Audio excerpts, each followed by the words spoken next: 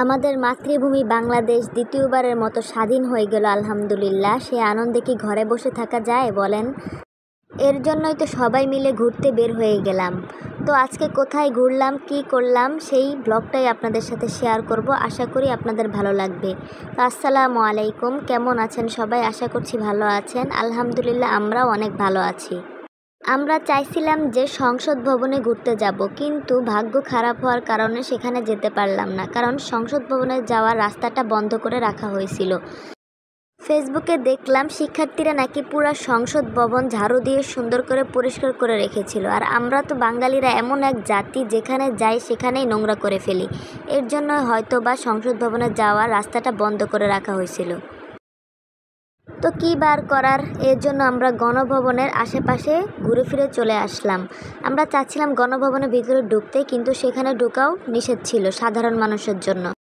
আর যাওয়ার সময় দেখলাম যে ট্রাফিক পুলিশের বদলে শিক্ষার্থীরা খুব সুন্দর করে রাস্তায় ট্রাফিক পুলিশের দায়িত্ব পালন করছে।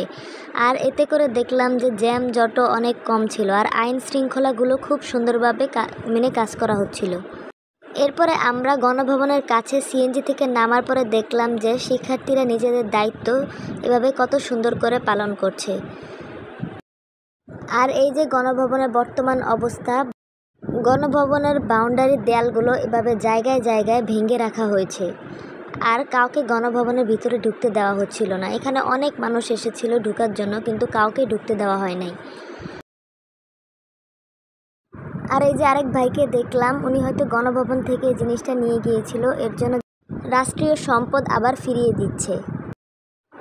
এই যে এগুলো হচ্ছে গণভবনের বর্তমান অবস্থা। অন্য দেশের সাথে যুদ্ধ করে জয় করা যেমনই গর্বের, তেমনি নিজের দেশের সাথে যুদ্ধ করা খুবই লজ্জাজনক এবং কষ্টকর।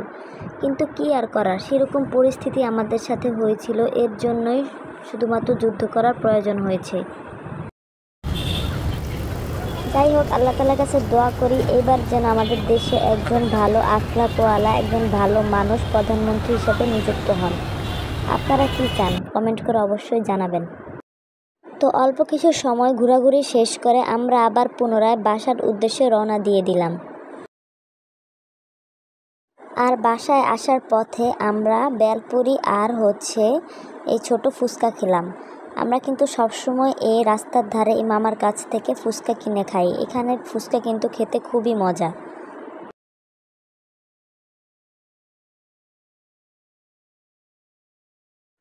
আর বাসায় যাওয়ার সময় মারজানার জন্য কিছু চকলেট কিনে নিয়ে গিয়েছিলাম, কারণ মারজানাকে যেহেতু নেই নাই, ওর কিন্তু অনেক মন খারাপ হয়েছিল। আর ছোট মানুষ যেহেতু, এর জন্য আর কি নেই। আর আজকের ভিডিওটা আপনাদের কেমন লাগলো অবশ্যই কিন্তু কমেন্ট করে জানাবেন। আর লাইক, ফলো, শেয়ার আর সাবস্ক্রাইব করতে ভুলবেন না। আল্লাহ হাফেজ, আসসালামু আলাইকুম।